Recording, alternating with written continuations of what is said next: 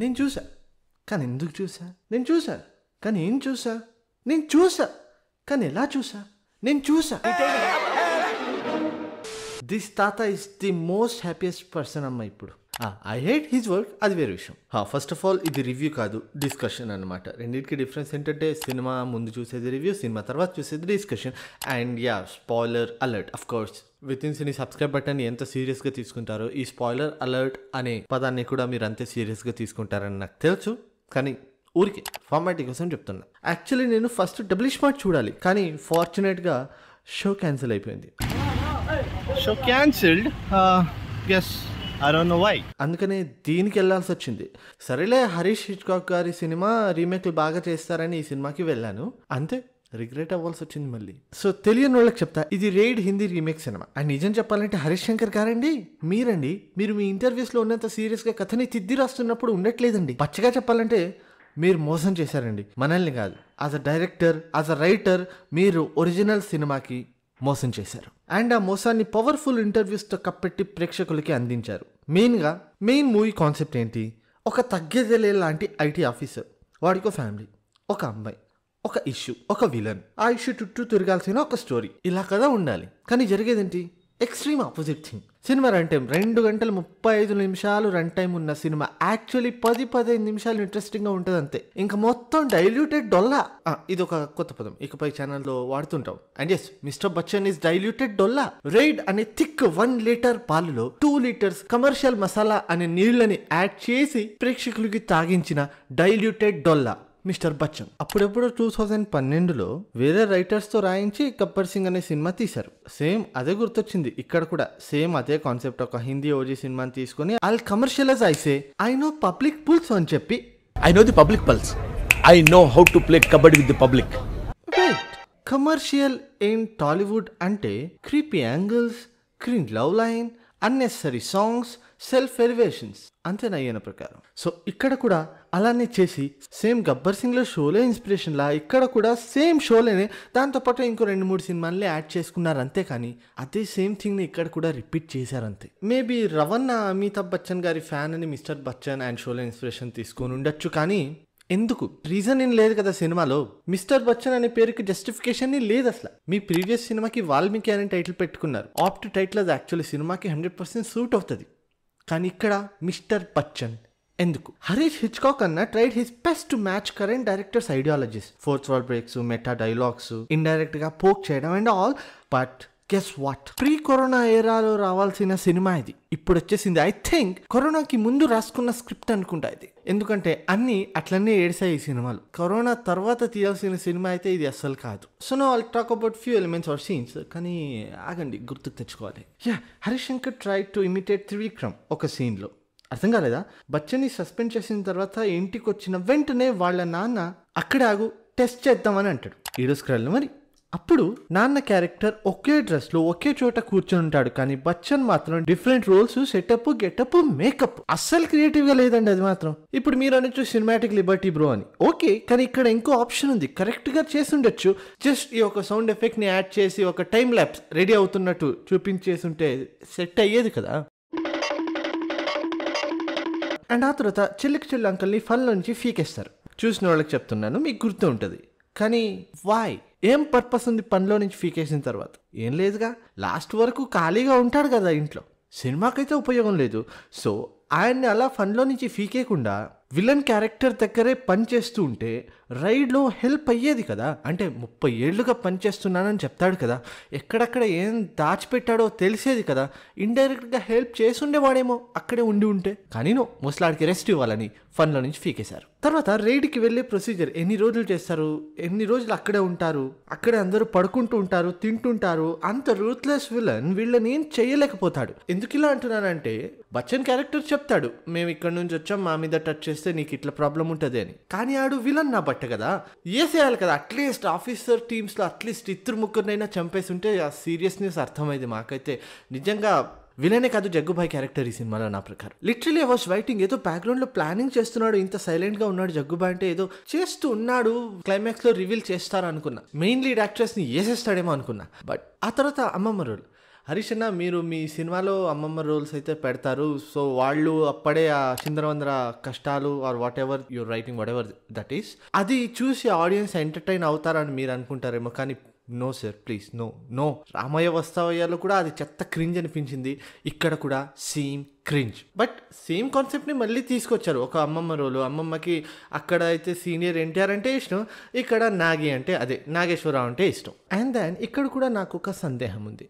అమ్మమ్మ క్యారెక్టర్ చెప్తుంది కదా, ఈ గోడ పక్కన ఒక ఇల్లులో నాగి అనే ఒక క్యారెక్టర్, పేరు మర్చిపోయి, ఆ క్యారెక్టర్ ఉండేవాడు అని ఫోటో ఇస్తుంది విలన్కి. సో జగ్గుబాయ్ క్యారెక్టర్కి జస్ట్ ఇమాజిన్ లైక్ ఈ రోజు ఫోటో ఇచ్చింది అనుకోండి, ఒక 4-5 days తర్వాత జగ్గుబాయ్ క్యారెక్టర్ ఏదో పని మీద ఢిల్లీకి వెళ్తాడు, అండ్ ఈ రోజు ఇచ్చిన ఫోటో ఆ రోజు అతని షర్ట్లో ఉంటుంది కన్వీనియంట్గా. ఓకే సరే. అండ్ దాన్ ఆ ఫోటోలో ఉన్నోడే ఆ పిఎం పర్సనల్ సెక్రటరీ వాళ్ళ నాన్న అని తెలుస్తుంది. సో అమ్మమ్మ ఫోటో ఇచ్చే ముందు ఏం చెప్తుంది, చచ్చే ముందు ఒకసారి కలవాలిరా మేమిద్దరం అంటుంది. అండ్ ఆ ముసలాడు కూడా దొరుకుతాడు. బట్ యు నో వాట్, వాళ్ళిద్దరూ కలిసినట్టు చూపించరు, వాళ్ళిద్దరు కలవరు అసలు. జస్ట్ ఒక క్యారెక్టర్ కావాలి పిఎం దగ్గరికి వెళ్ళనికి, అందుకని వాడుకున్నారు అంతే. కానీ చీప్ రైటింగ్ అండి ఇదైతే. సీరియస్లీ ఇలా అయితే రాయకూడదండి. అండ్ దీని తర్వాత ది వర్స్ట్ ఎక్స్పీరియన్స్ ఇచ్చింది నాకు చంద్ర రోల్ అప్ప. చమ్మక్ చంద్ర క్యారెక్టర్ చేసిన రోల్. చంద్ర క్యారెక్టర్కి ఒక గురుజీ ఉంటాడు. ఆ క్యారెక్టర్ యాక్చువల్లీ అండర్ కవర్లో ఉన్న ఐటీ ఆఫీసర్. ఐటీ ఆఫీసర్లు కూడా అండర్ కవర్లో ఉంటారని నాకు తెలియదు, ఈ సినిమాలోనే తెలుసుకున్నాను నేను. సరే, సినిమాటిక్లీ బట్టి అనుకుందాం అది కూడా. సరే, 3 నెలల నుంచి అండర్వేర్లో, 3 నెలల నుంచి అండర్ కవర్ అంటారు. కానీ బచ్చన్కి ఆర్డర్ వచ్చిందే 4 రోజుల క్రితం కదా, ఎలా 3 నెలల నుంచి అండర్ కవర్లో ఉంటాడు? హౌ? సరే, ఇది కూడా సినిమాటిక్ లిబర్టీ అనుకుందాం. బచ్చన్ రైడ్కి వస్తాడు, అప్పుడు ఏం దొరకదు, ఒక రోజు మొత్తం అట్లనే వేస్ట్ అవుతుంది. సో ఈ సినిమాలో మెయిన్ ఇంట్రెస్టింగ్ పార్ట్ ఏముండాలి, ఒక ఐటీ ఆఫీసర్కి ఆ రూత్లెస్ విలన్ ఇంట్లో డబ్బు దొరకాలి. దాన్ని ఎంత ఇంట్రెస్టింగ్గా చూపిస్తారో అంత క్లిక్ అవుతుంది సినిమా. ఈ విషయం ఎల్కేజీ పాసనులకు కూడా తెలుసు, ఈవెన్ మెహర్నోలాన్ అన్నకు కూడా తెలుసు. బట్ ఈ సినిమాలో నన్ను డిసప్పాయింట్ చేసిన సీన్స్ ఏంటో తెలుసా? ఈ రైడింగ్ సీన్స్. సినిమా బేసే రైడ్, కానీ అదే డిసప్పాయింట్ చేసింది నాకు. సో రైడ్లో ఏది దొరకదు, డబ్బు మొత్తం ఎక్కడెక్కడో దాచిపెట్టేసి ఉంటారు. ఇప్పుడు ఎలా దొరుకుతుంది అంటే, ప్రతి ఒక్కసారి కూడా కన్వీనియన్స్, రూఫ్ టాప్లో గోల్డెన్ కాయిన్స్ దాచుంటారు. అది ఎలా రివీల్ చేస్తారు, గన్ని అట్లా మిస్ఫైర్ చేస్తారు రూఫ్లో, అప్పుడు తెలుస్తుంది. అండ్ దాని వాల్ లోపల డబ్బుల్ని దాచిపెట్టుంటారు బయట, దాన్ని కూడా అమ్మమ్మని వాడి తెలుసుకుంటాడు. అండ్ ఆ వాల్ని పగలగొట్టే సీన్ ఒకటి వస్తుంది. ఇప్పుడు చమ్మక్ చంద్ర గారి క్యారెక్టరు పిచ్చోడేం కాదు, బుద్ధివంతుడే. ఒక సెటప్ కూడా ఉంటుంది, అందమాదిరి బుద్ధి, యాక్టర్ అవ్వాలనుకుంటూ ఉంటాడు. సో ఇంట్లో ఒక పీరియాడిక్ రోల్ ప్రాక్టీస్ చేస్తూ ఉండగా ఒక్కొక్క ఐటమ్ని పగలగొడుతూ ఉంటాడు. ఎవ్వరూ ఆపరు ఇంట్లో. అంటే మెయిన్ జగ్గుభాయ్ క్యారెక్టర్ కొడుకు ఇతను వాష్లని చైర్స్ని పగలగొడుతుంటే వాళ్ళ నాన్న ఆపడు, చూస్తూ ఉంటాడు. అండ్ దాన్ బచ్చన్ క్యారెక్టర్ ఇక్కడ కాదు వాళ్ళని పగలగొట్టంటాడు యాక్టింగ్లో. And than Chammak Chandra character వాళ్ళని గదతో కొడుతూ ఉంటే అందరూ అక్కడే చూస్తూ ఉంటారు. కానీ ఆపరా ఎవరు, మీ కొడుకే కదా, వెళ్ళి ఆపండి Jaggu Bhai sir, go stop him అని అనుకున్నా నేను. ఇలాంటి వర్స్ట్ కన్వీనియన్స్లు చాలా ఉన్నాయి సినిమాలో. హీరో ఐక్యూని వాడి ఇలా డబ్బుని డిస్కవర్ చేస్తుంటే బాగుండేది. ఇంత వర్స్ట్గా ఎలా రాసుకున్నారు సార్ మీరు? Disappointed really. ఇలాంటి అన్వాంటెడ్ ఐడియాస్ చాలానే ఉన్నాయి సినిమాలో. సినిమాని బాగు చేసే లక్షణం ఒక్కటి కూడా లేదు. సినిమాని అమ్ముకు దుబ్బనికి తీయండి సార్ అంటే షో కొట్టడానికి తీసినట్టున్నారు ఈ సినిమా. క్లారిటీ లేని కంటెంట్ ఎందుకు చెప్పండి. అండ్ ఈ సినిమాలో పాటలు ఉంటాయి సామి, సినిమాలో పాటలు ఉన్నాయో, పాటలో సినిమా ఉందో, అసలు హీరో హీరోయిన్కి ఒక్క సెకండ్ ఫ్రీక్వెన్సీ మ్యాచ్ అయిన వెంటనే ఒక పాట.